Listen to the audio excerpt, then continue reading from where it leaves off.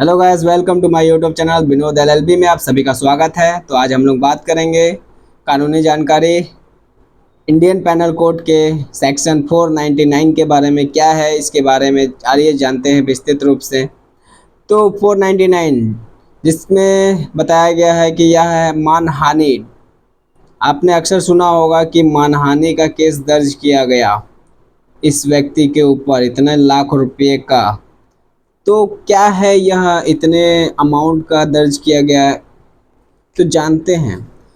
मानहानि किसी भी व्यक्ति के बारे में, कंपनी के बारे में, किसी समूह के बारे में आप चित्रण के रूप से या शब्दों के प्रकाशित के रूप से या मौखिक रूप से उसके बारे में दुष्प्रचार करते हैं, उसकी छवि को धूमिल करने का प्रयास करते हैं, तो वह मानहानि के कोटि में आएगा। यदि आप किसी मृत व्यक्ति के बारे में भी उसके जो गुडविल है, प्रतिष्ठा है, उसको नुकसान पहुंचाते हैं, अगर वह जीवित होता तो उसका ख्याति नुकसान होता, तो वह भी मानहानि के कोटि में आ सकेगा।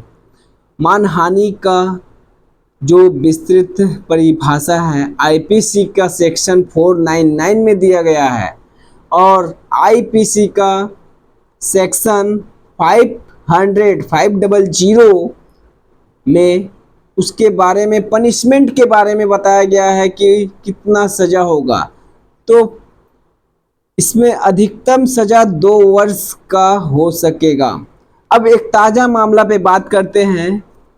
ये पॉलिटिकल लीडर राहुल गांधी ने चुनावी भाषण के दौरान मोदी सरनेम पर टिप्पणी की थी, जिसके खिलाफ गुजरात के जो मोदी जाति के नाम के लोग हैं उन्होंने एक मुकदमा सूट फाइल किया उनके खिलाफ और मानहानि का केस दर्ज किया, जिस पर रिजल्ट यह हुआ कि निचली अदालत ने इसे सत्य पाते हुए उन्हें 2 वर्ष की सज़ा दी।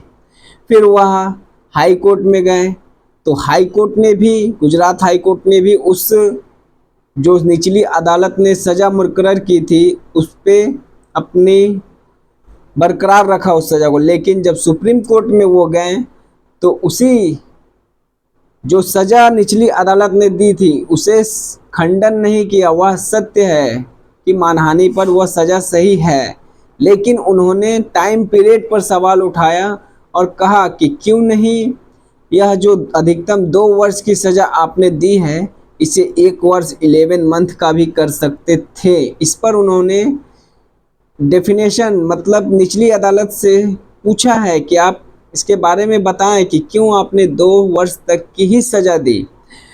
तो कोर्ट ने इस पर स्टे लगा दिया है इस सज़ा पर। और राहुल गांधी सांसद थे वायनाड से, उसी के माध्यम को देखते हुए सुप्रीम कोर्ट ने यह जजमेंट किया कि वायनाड की जो मतदाता है, जनता है वहाँ के, उनके अधिकारों का भी हनन हो रहा है, जिस वजह से उन्होंने इस जो 2 वर्ष की सज़ा थी उस पर स्टे लगाया। उन्होंने उसे खारिज नहीं किया है कि उन्होंने यह कृत्य नहीं किया है।